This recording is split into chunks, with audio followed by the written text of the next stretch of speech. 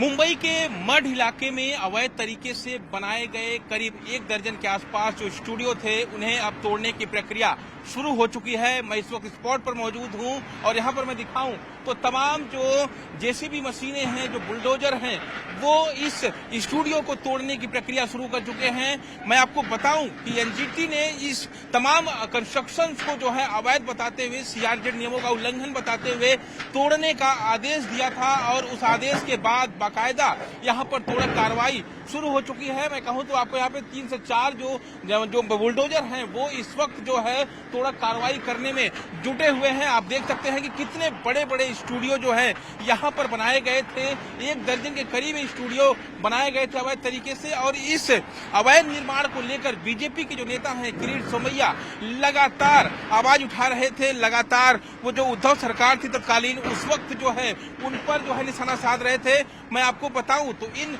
तमाम स्टूडियो का जो निर्माण है वो 2020 से 21 के बीच यानी कोविड काल के दौरान किया गया और इसमें बाकायदा बीएमसी सवालों के घेरे में भी है कि आखिर इतनी बड़ी संख्या में अवैध निर्माण मड के इस इलाके में कैसे किया गया। मैं आपको तमाम तफसीलें दिखाता रहूंगा कि यहाँ पर जो तमाम स्टूडियो, बड़े बड़े स्टूडियो बनाए गए थे, वो इन स्टूडियो को अब तोड़ने का सिलसिला शुरू हो चुका है। दरअसल जिस तरह से एनजीटी ने आदेश दिया, साफ तौर पर एनजीटी ने कहा कि जो भी ये स्टूडियोज का निर्माण किया गया है वो पूरी तरह से अवैध है। सीआरजेड का जो नियम है वो उसका उल्लंघन है, इसलिए इस पर थोड़ा कार्रवाई की जाए। उसके बाद लगातार जो जेसीबी बुलडोजर हैं वो यहाँ पर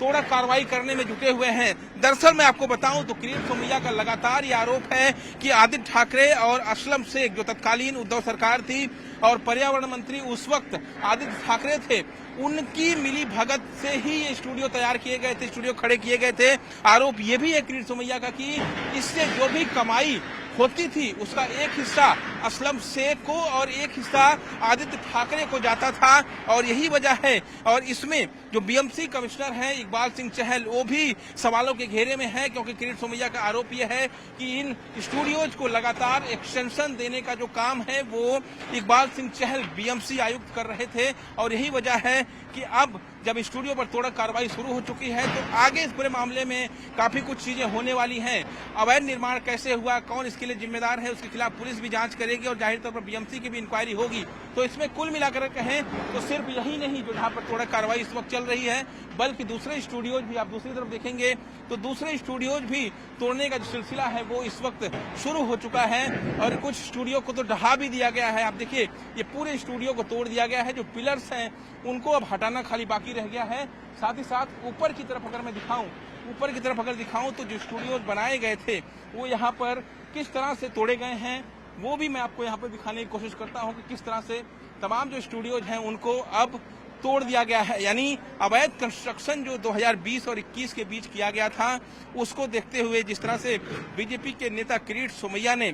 तमाम आरोप लगाए, सवाल खड़े किए और उसके बाद मामला जब एनजीटी पहुंचा तो एनजीटी ने इस पूरे कंस्ट्रक्शन को तोड़ने का आदेश दिया, यह कहते हुए कि सीआरजेड के नियमों का उल्लंघन करके इसे बनाया गया है। हालांकि अब इसके पीछे कौन कौन है, इस अवैध निर्माण के पीछे, वो भी देखना का अहम है। लेकिन इस वक्त जो तमाम स्टूडियो खड़े थे वो अब मलबे में तब्दील होने लगे हैं। तमाम देखिए स्टूडियो तोड़ने के बाद जो मलबा है वो यहाँ पर पड़ा हुआ है और इसी तरह की तोड़ कार्रवाई इस कंपाउंड में जितने भी स्टूडियो हैं, आप सामने भी देखेंगे तो 2 स्टूडियो भी आपको नजर आएंगे, उन पर भी तोड़ कार्रवाई होनी है। इसके अलावा एक स्टूडियो और मैं आपको दिखाऊं तो एक स्टूडियो सामने देखिए, एक स्टूडियो है जिसमें काफी ज्यादा काले कलर की पॉलिथीन्स वगैरह भी लगी हुई हैं, उसको भी तोड़ा जाना है। यानी आप ये पूरा एरिया देखेंगे तो बहुत बड़ा एरिया है और इसी एरिया में, और ये जो इलाका है मड का, ये मुंबई से, मेन मुंबई अगर मैं हूं तो काफी अंदर है ये इलाका और ऐसे में जो कोविड काल के दौरान 2020 से 21 के बीच इनका निर्माण किया गया, जो भी शूटिंग के पैसे आते थे